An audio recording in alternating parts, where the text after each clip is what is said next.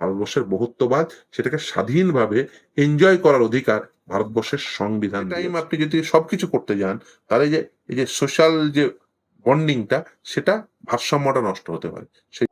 রাজ্য সরকার ঘোষণা করেছে যে ইউসিসি বিল এবার লাগু করবে।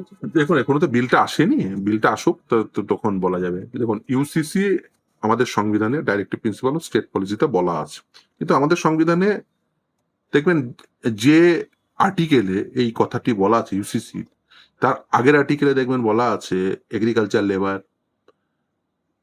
যারা শিল্প সংস্থার সঙ্গে যুক্ত যে লেবার, তাদের লিভিং ওয়েজের কথা বলা আছে।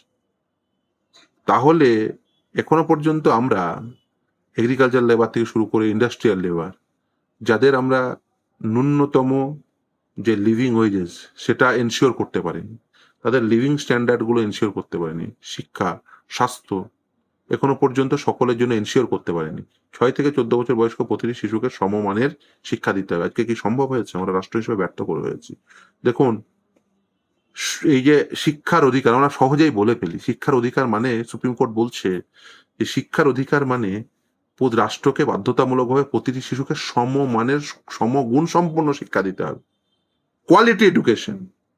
আপনি বলুন তো, বাঁকুড়ার একজন আদিবাসী সন্তান বা পুরুলিয়ার একজন আদিবাসী সন্তান বা মুর্শিদাবাদের একজন সংখ্যালঘু পরিবারের সন্তান বা ধরুন জলপাইগুড়ি বা দার্জিলিং এর চা শ্রমিকের সন্তান, তারা কি এই দক্ষিণ কলকাতার ইংলিশ মিডিয়াম স্কুলে বা বাইপাসের ধারে যে ইংলিশ মিডিয়াম স্কুলগুলো আছে তার মতো সমমানের স্কুল শিক্ষা পায়?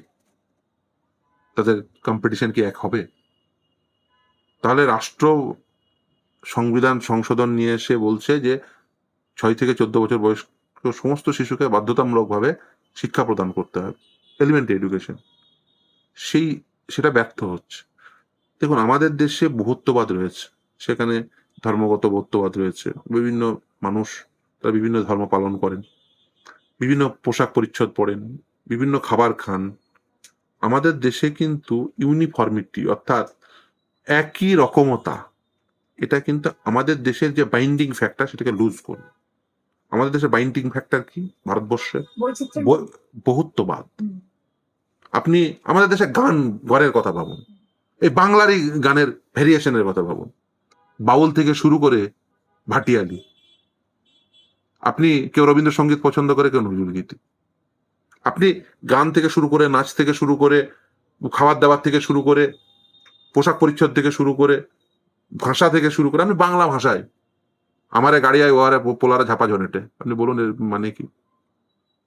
কিন্তু বাংলায় এই কথা বলার একটা অংশ। বাংলায় দেখবেন হিন্দি মিশ্রিত বাংলা ভাষা, খোট্টা বলা হয়। মুর্শিদাবাদের একটা অংশে তারা বসবাস করে, খোট্টা ভাষায় কথা বলে, অনেকটা হিন্দি টান আছে। আবার আপনি শান্তিপুরি বাংলা, একদম বিশুদ্ধ বাংলা। মানে আবার আপনি মুর্শিদাবাদের বাংলা দেখবেন, ফলে আবার দেখবেন পূর্ববঙ্গ থেকে আসা মানুষ যারা বাঙাল বলা তাদের বাংলা। ফলে এখানে এই বৈচিত্র্যতা রয়েছে, ভাষাগত বৈচিত্র্যতা রয়েছে। আপনি যদি বলেন যে সকলের জন্য আমাদের দেশে সকলের জন্য সম আইন in the case of criminal law, মানে একজন মুসলমান খুন করলেও যা শাস্তি, একজন হিন্দু খুন করলেও একই শাস্তি, একজন খ্রিস্টান খুন করলেও একই শাস্তি। কিন্তু আমাদের দেশে আইনের ভিন্নতা রয়েছে সিভিল লতে, যেমন ম্যারিটাল ল বা ধরুন সম্পত্তির অধিকার, এইগুলোতে আইনের ভিন্নতা রয়েছে। আমাদের ডাইরেক্টিভ প্রিন্সিপাল অফ স্টেট পলিসিতে বলা আছে গোটা দেশের ক্ষেত্রে ইউনিফর্ম সিভিল ল লাগু করে, কিন্তু গোটা দেশের ক্ষেত্রে তো মানে সেটা এখনো পর্যন্ত সম্ভব হয়নি। যদি আমরা প্রত্যেকে সমান অধিকার দিয়ে প্রত্যেকে যদি একই প্ল্যাটফর্মে নিয়ে আসতে পারি, তাহলে কিন্তু তখন আর ইউনিফর্মিটি এমনি অটোমেটিকলি চলে আসবে।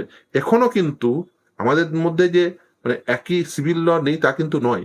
যেমন ধরুন উদাহরণ দিই, যেমন ধরুন দুজন মুসলিম, একজন মুসলিম ছেলে একজন মুসলিম মেয়েকে চাইলে স্পেশাল ম্যারেজ একটা বিয়ে করতে পারে। একজন হিন্দু ছেলে হিন্দু মেয়েকে যেমন করতে পারে, একজন মুসলিম ছেলে মুসলিম মেয়েকে বিয়ে করতে, সেক্ষেত্রে কিন্তু তার জন্য ওই একটা বিবাহ, মানে এট এ টাইম ওয়ান ম্যারেজ, সেটা কিন্তু তার জন্য লাগু বা সেই বিবাহের জন্য লাগু। সেই ক্ষেত্রে তাদের জন্য ইন্ডিয়ান সাকসেশন ল, ফলে তাদের উত্তরাধিকারের আইনও অন্য 5টা ভারতীয়র মতোই, মানে অন্য ধর্মাবলম্বীদের মতোই। ফলে এক্ষেত্রে এটা নয় যে মানে সম্পত্তির অধিকার বা বিবাহ আইন, সেটা কিন্তু একটা কমন ফ্যাক্টর রয়েছে, বুঝতে পেরেছেন? ফলে এটা নয় যে আমাদের একাত্মতা হওয়ার কোনো আইন নেই, আছে, কিন্তু এটা ভ্যারিয়েশন আছে। মানে এটা আপনি বলতে পারেন গ্রহণের ক্ষেত্রে তার স্বাধীনতা রয়েছে। এই স্বাধীনতাটাই কিন্তু আমাদের দেশের একটা বিগেস্ট ফ্যাক্টর। আমাদের এত বড় দেশ, এত বৈচিত্র্য থাকা সত্ত্বেও এই যে স্বাধীনতা, সেটা কিন্তু এইটার বাইন্ডিং ফ্যাক্টর, আমার দেশের বাইন্ডিং ফ্যাক্টর।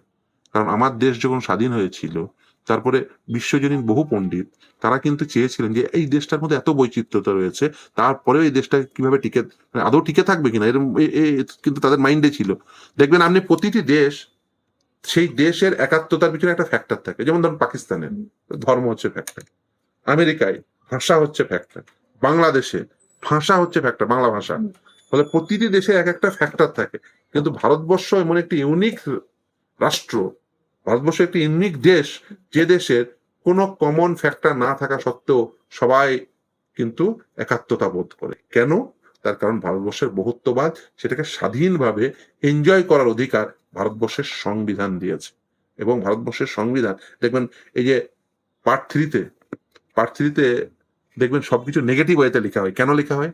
এখানে বলা হয় যে রাষ্ট্র, যেমন রাইট টু লাইফ, আমি জাস্ট আপনাকে আর্টিকেল 21টা পড়িয়ে দিই, তাহলে খুব সুবিধা হবে, বুঝতে সুবিধা হবে যে ভারতবর্ষ, মানে এরা দেখবেন সবাই পড়ে দেখবেন, no person shall be deprive of his life or personal liberty except according to procedure established by law. দেখবেন নো পার্সন শ্যাল বি, অর্থাৎ নেগেটিভ ওয়েতে লেখা হয়েছে। কেন লেখা হয়েছে? তার কারণ ভারতবর্ষে কিন্তু ফাঁসিতে ঝোলানোর আইন রয়েছে, ভারতবর্ষে কোনো ক্যাপিটাল পানিশমেন্ট রয়েছে, কিন্তু সেটা করতে হবে কি, ইন অ্যাকর্ডেন্স উইথ ল। আপনার চাইলে কাউকে পছন্দ হলো না, গলা কেটে দিলাম না। কেউ যদি এমন অপরাধ করে, এমন হিনিয়াস অপরাধ করে, তাকে ফাঁসির দড়িতে ঝোলাতে হবে, সেটা কিন্তু করা যাবে, কিন্তু ইন অ্যাকর্ডেন্স উইথ ল। আপনি except in accordance with law আপনি করতে পারেন না। আপনি যদি অ্যাকর্ডেন্স উইথ ল না হয়, তাহলে আপনি করতে পারবেন না। এই জন্য দেখবেন নেগেটিভ ওয়েতে লেখা হয়েছে, রাষ্ট্রকে এটা করতে বারণ করা হয়েছে। অর্থাৎ রাষ্ট্র কখনোই ভারতবর্ষের নাগরিকদের গলা টেপে ধরবে না। সেটা যাতে না করতে পারে, সেই জন্য আমাদের সংবিধানে এই অধিকারগুলো অত্যন্ত সুললিতভাবে বর্ণিত হয়েছে। কারণ রাইট টু লাইফ, জীবনের অধিকার, এর যেদিন সংবিধান ছিল না সেদিন ছিল না, ছিল, সেদিনও ছিল জীবনের অধিকার, আজও আছে। কিন্তু এই রাজ্য কিন্তু বলা আছে রাষ্ট্রকে তুমি কারো জীবনের অধিকার কাড়বে না, save and except in accordance with law. কিন্তু এই যে রাজ্য বেসিসে আলাদা আলাদা ভাবে ইউনিফর্ম সিভিল কোড পাস করার যে ব্যাপারটা চলছে আসামের পর এবার পশ্চিমবঙ্গে, এবং মুখ্যমন্ত্রী ঘোষণা করেছেন যে এটা সামনে বিধানসভাতেই নিয়ে আসবে। দেখুন, বিল যতক্ষণ না আসছে ততক্ষণ বিল না দেখে বলাটা উচিত না। কিন্তু এটার অবশ্যই ঠিক যে ডিপিএসপি তে বলা আছে, কিন্তু সেটা দেশের ক্ষেত্রে বলা আছে। ফলে এই যে বিল যদি আসে, টেবিল হয়, সেই বিল দেখে তবেই বলা সম্ভব।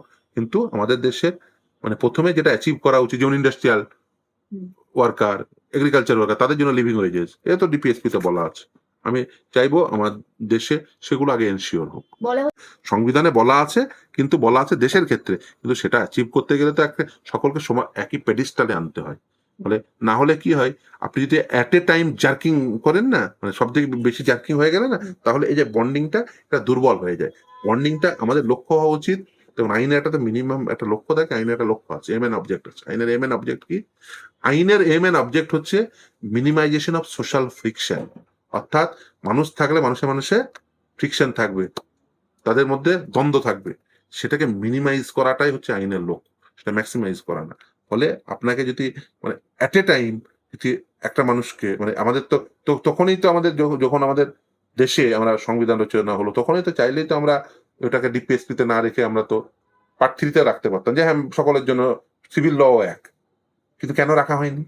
তার কারণ অ্যাট এ টাইম আপনি যদি সবকিছু করতে যান, তাহলে এই যে সোশ্যাল যে বন্ডিংটা, সেটা ভারসাম্যটা নষ্ট হতে পারে, সেই জন্য রাখা হয়নি। ফলে এগুলোকে আপনাকে সেই সোসাইটাল পার্সপেক্টিভ থেকে, সাংবিধানিক পার্সপেক্টিভ থেকে আপনাকে বিচার বিবেচনা করতে হবে। শুধুমাত্র মানে আমরা তো বলে দিলেই বা আইনগতভাবে করে দিলেই যে সবার মধ্যে ইউনিফর্মিটি চলে আসবে বা সাম্যতা চলে আসবে, মানে যদিও equality and uniformity both are different. হ্যাঁ, মানে এই নিয়ে যদি আপনি বলেন ঘন্টার পর ঘন্টা দার্শনিক আলোচনা করা যায়, কিন্তু আমাদের দেশে ইউনিফর্মিটি আনা, সেই ইউনিফর্মিটি আনার ক্ষেত্রে মূল প্রতিবন্ধকতা হচ্ছে ভারতবর্ষের বহুত্ববাদ। এবং সেক্ষেত্রে কিন্তু আপনাকে ওই বহুত্ববাদকে আঘাত করে আপনাকে ইউনিফর্মিটি আনতে গেলে ভারতবর্ষের যে সোশ্যাল স্ট্রাকচার বা ভারতবর্ষের যে সোসাইটি, সেটা কিন্তু ক্ষতিগ্রস্ত হতে পারে, সেদিকেও বিচার বিবেচনা করা উচিত বলে মনে করি।